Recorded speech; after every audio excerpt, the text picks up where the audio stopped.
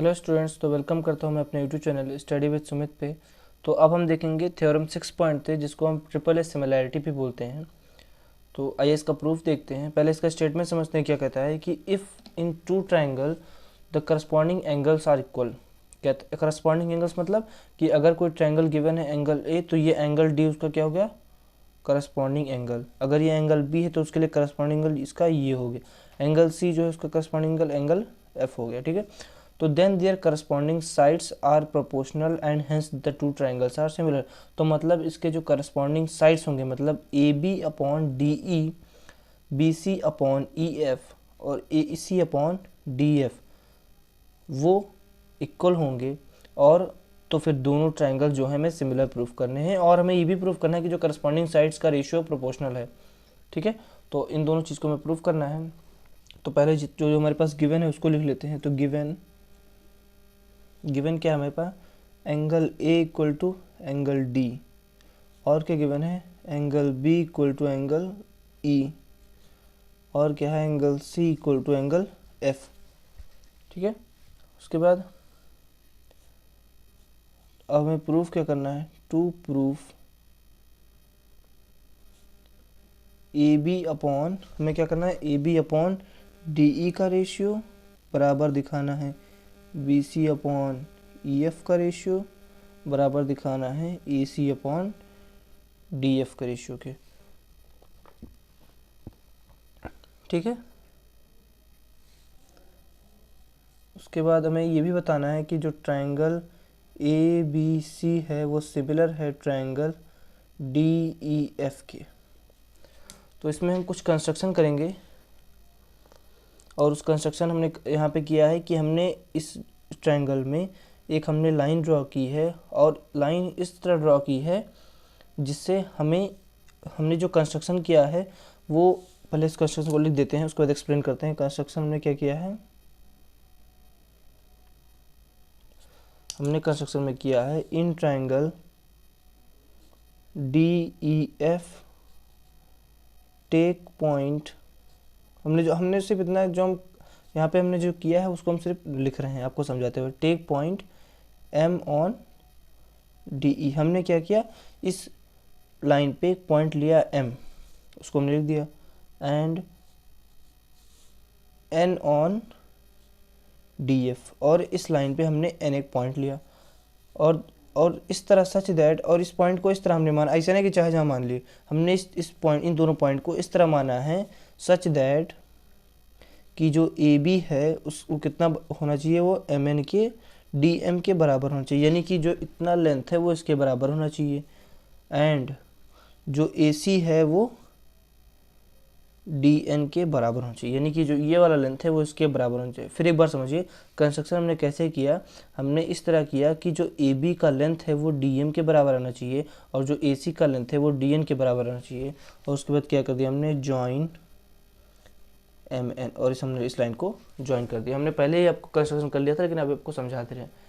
उसके बाद हम क्या करेंगे, अब इसका प्रूफ देखेंगे। थोड़ा लेंदी प्रूफ है, लेकिन इसमें से थोड़ा, तो इसमें आप सब गिवन ही है, हमें से प्रूफ करना है, थोड़ा आसान है इसके लिए, प्रूफ आसान है इसका, तो बस थोड़ा लेंदी है।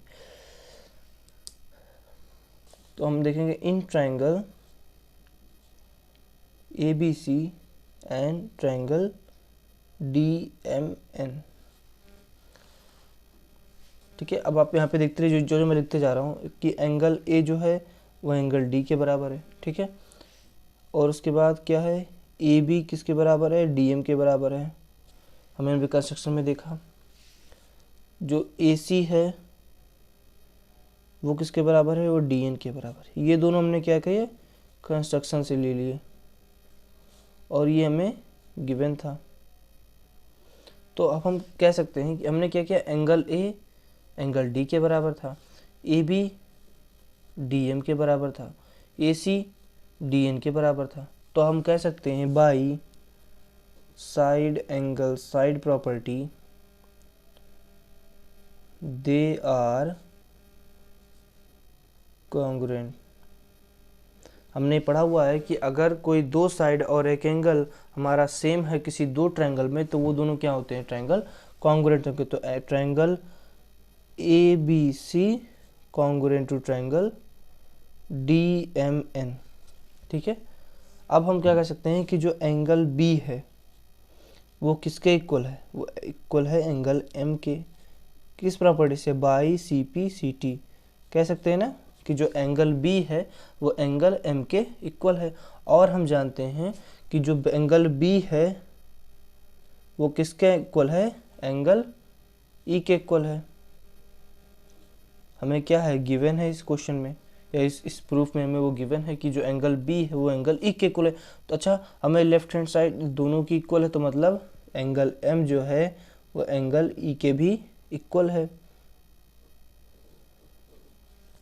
ठीक है। तो अब इससे हम क्या कह सकते हैं, सो MN पैरेलल टू EF। इससे हम कह सकते हैं कि जो MN है वो EF के पैरेलल है। अरे हमें एंगल B बराबर एंगल M है, जो एंगल B है वो एंगल M के बराबर है, और जो एंगल B है वो एंगल E के बराबर है। तो जो एंगल M होगा वो एंगल E के पैरेलल होगा। हमने हमने हमने हमने उसमें पढ़ा है कन्वर्स ऑफ BPT में कि अगर ये एंगल और ये एंगल दोनों इक्वल है, अरे इक्वल्स रेशियो में डिवाइड कर रहा है, ये तो एक कॉन्ग्रुएंट ट्रायंगल भी है, तो इसमें जो ये वाली जो लाइन होगी ये वाली लाइन के पैरेलल होगी।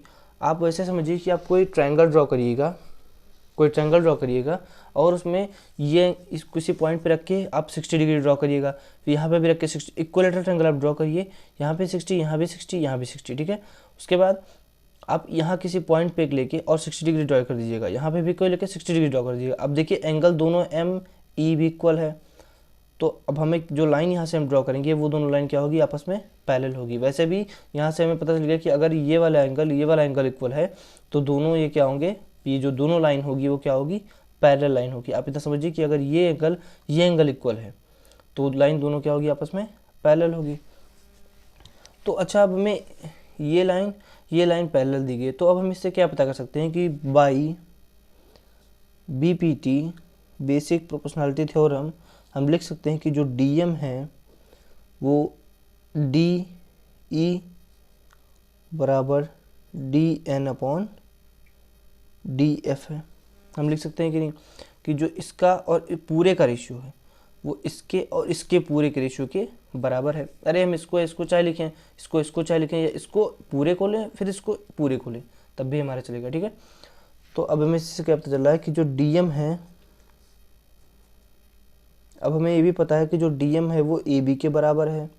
कैसे, कंस्ट्रक्शन में हमने किया है कि जो DM है वो AB के बराबर है, और हमने क्या देखा है कि जो DN है वो AC के बराबर है। ये हमने कहाँ देखा है, कंस्ट्रक्शन में।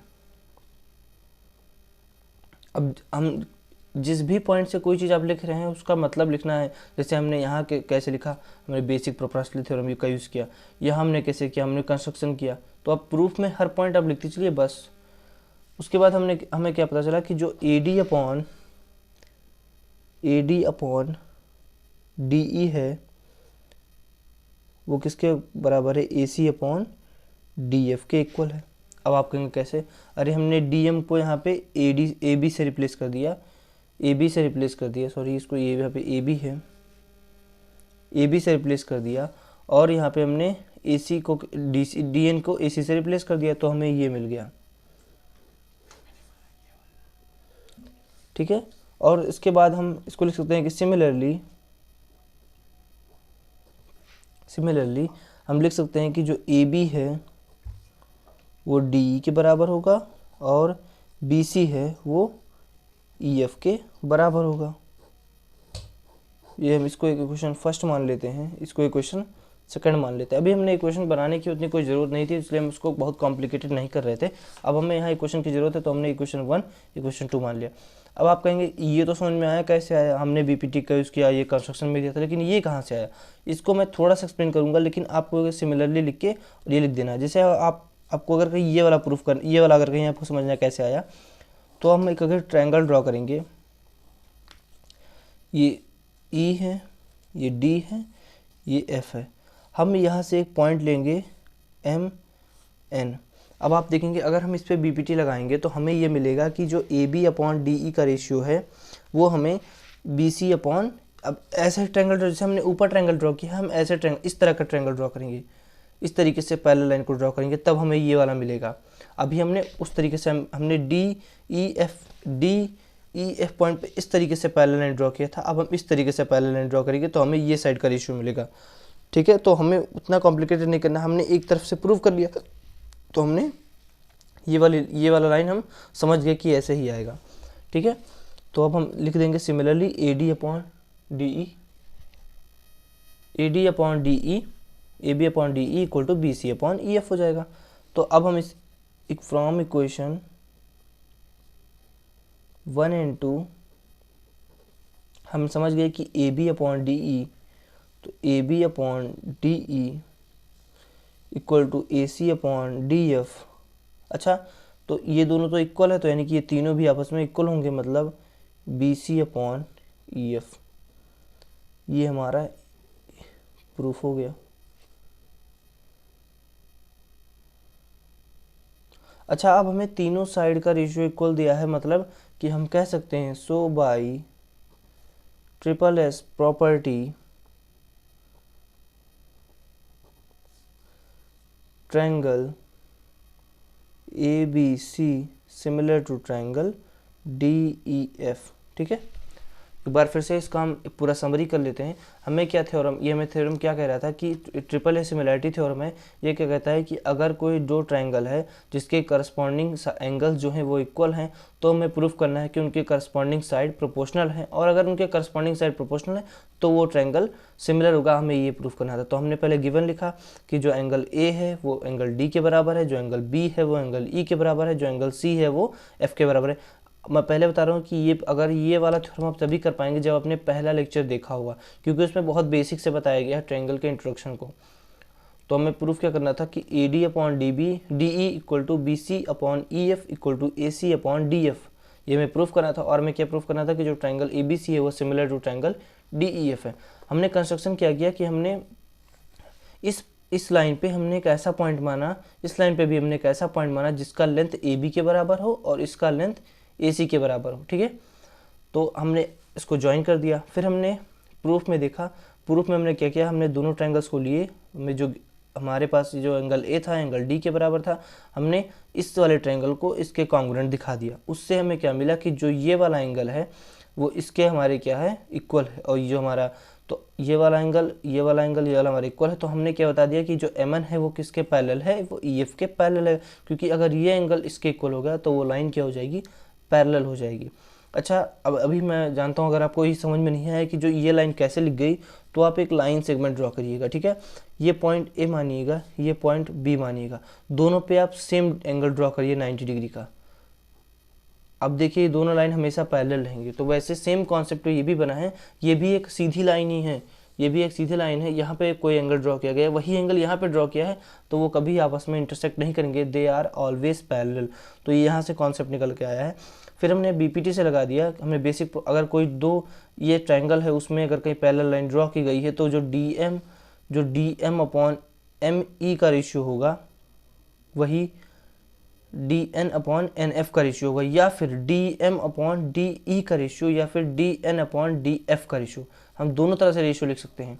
ठीक है, पहले इतने का लिखें और पूरे का लिखें, तब भी हमारा इक्वल आएगा, और इतने का तब भी हमारा वही सेम आएगा। ठीक है, फिर हमने क्या देखा, हमने ये लिखा, फिर उसके बाद इसको हमने रिप्लेस किया, हमें कंस्ट्रक्शन में ए बी के बराबर दिया है और डी एन हमारा ए सी के बराबर दिया है, तो हम उससे लिख सकते हैं कि जो हम यहाँ से रिप्लेस कर देंगे कि डी एम को ए बी से रिप्लेस कर देंगे, डी एन को ए सी से रिप्लेस कर देंगे, क्योंकि हमें कंस्ट्रक्शन में गिवन है। और सिमिलरली जैसे हमने इसको पैरेलल दिखा के प्रूफ किया है, वैसे हम इस ट्रायंगल को ड्रॉ करके हम A B upon D E equal to B C upon E F का हम ये कंडीशन ला सकते हैं। लेकिन हमने एक तरीके से प्रूफ कर लिया है, तो दोबारा हम दो बार इसको करने नहीं जाएंगे। और उसके बाद हमने दोनों इक्वेशन से देखा कि जो A B upon D E है वो A C upon D F के इक्वल है, और वो भी बराबर है B C upon E F के इक्वल। तो इससे हमें प्रूफ हो गया कि जो साइड्स का रेशियो है वो प्रोपोर्शनल है। और फिर हमारे पास तीनों साइड्स का रेशियो आ गया, तो उससे हम ट्रिपल एस की प्रॉपर्टी लगा के जो ट्रायंगल ए बी सी है वो ट्रायंगल डी ई एफ के सिमिलर है। तो आई होप आपको ये समझ में आया होगा। तो वीडियो को लाइक कीजिए, शेयर कीजिए, सब्सक्राइब कीजिए, कमेंट करिएगा अगर आपको कोई डाउट है, या फिर वीडियो अच्छा लगा हो तो भी आप कमेंट करते रहिए। Thank you for watching.